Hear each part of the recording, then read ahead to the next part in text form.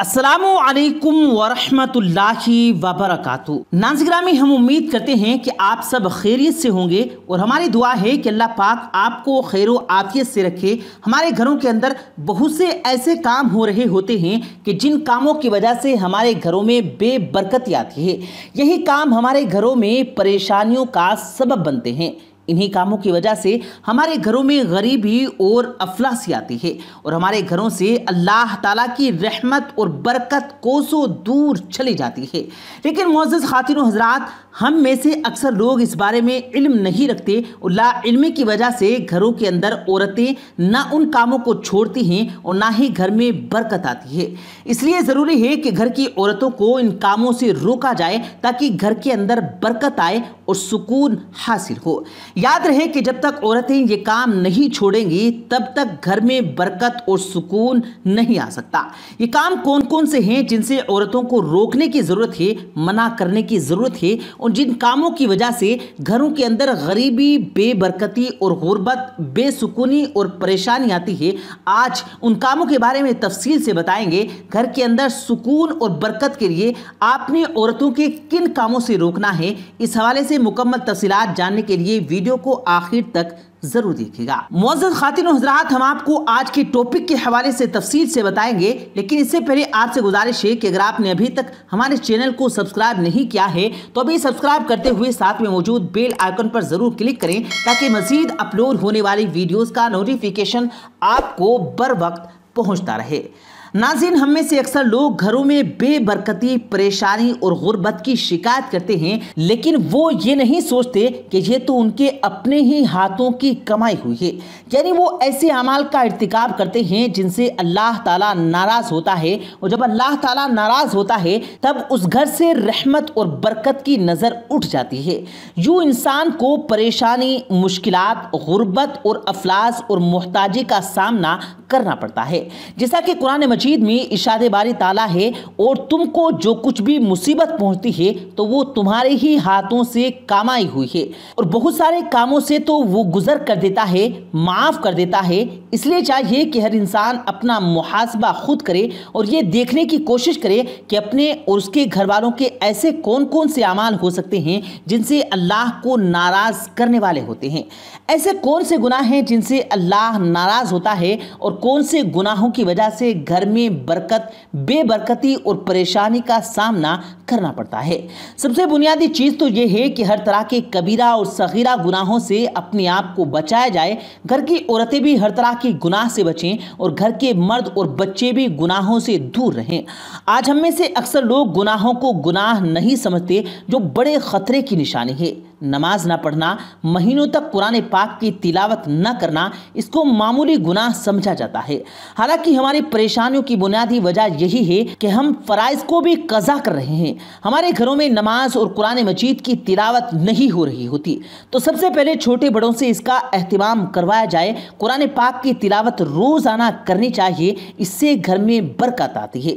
तो आइए नाज़रीन, अब उन कामों की बात करते हैं कि जिनसे औरतों को मना करने की कोशिश करें। ये काम औरतों ने अपने घर में नहीं करने, ना खुद इन कामों को करें और ना ही घर के किसी फर्द और ना ही बच्चे को ये काम करने दें। अगरचे औरतें ये वीडियो खुद देख रही हैं तो बहुत बेहतर, वरना तो ये वीडियो अपनी औरतों को जरूर दिखाएं ताकि वो उन कामों के बारे में जान सकें और इन कामों से इज्तिनाब कर सकें। ये काम कौन कौन से हैं, मुलाहिजा फरमाइए। नंगे सर खाना पकाने से भी घर में बेबरकत आती है।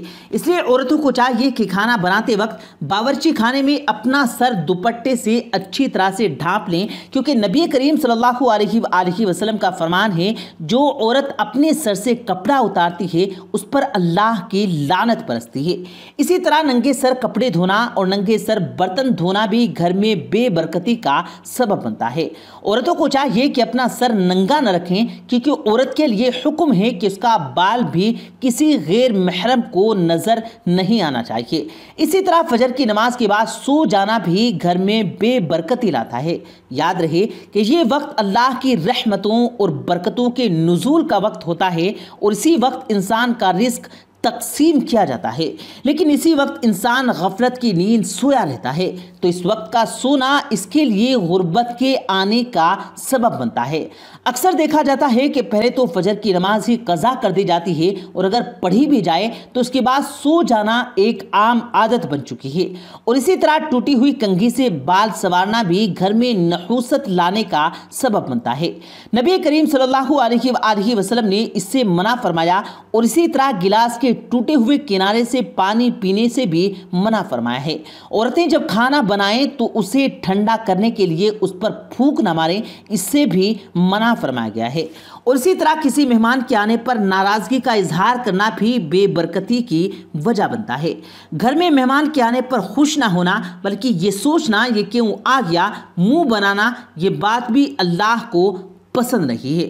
مہمان کو تو اللہ کی رحمت کہا گیا ہے، اس لیے جو کوئی بھی مہمان کی آمد پر ناراض ہوتا ہے اس کے گھر میں بھی غربت آتی ہے، برکت اٹھا لی جاتی ہے۔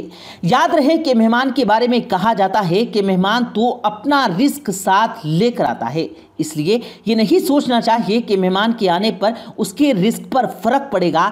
ایک کام جو عورتیں کرتی ہیں وہ یہ ہے کہ کوڑا کرکٹ اکٹھا کر کے چھوڑ دینا، یا کہ جب بھی جھاڑو لگایا جائے تو کوڑا کرکٹ کو ایک کونے میں اکٹھا کر کے چھوڑ دیا جائے اور اس کو صحیح جگہ پر ٹھکانے پر نہ لگایا جائے، تو اس سے بھی گھر میں نحوست پیدا ہوتی ہے، اور یہ نحوست گھر میں بے برکتی اور پریشانی لانے کی وجہ بنتی ہے۔ اسی طرح عورتیں گھر میں قرآن تو رکھ دیتی ہیں لیکن سالوں سال وہ ایک ہی جگہ رکھا رہتا ہے، حتیٰ کہ اس پر مٹی اور گرد و غبار پڑا رہتا ہے، اس کو کھول کر اس کی تلاوت نہیں کی جاتی۔ یاد رہے کہ اس طرح خیر و برکت نہیں آتی۔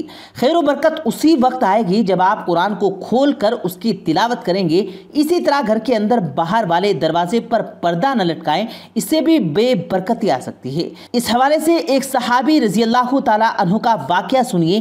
ایک دفعہ ایک صحابی رسول صلی اللہ علیہ وآلہ وسلم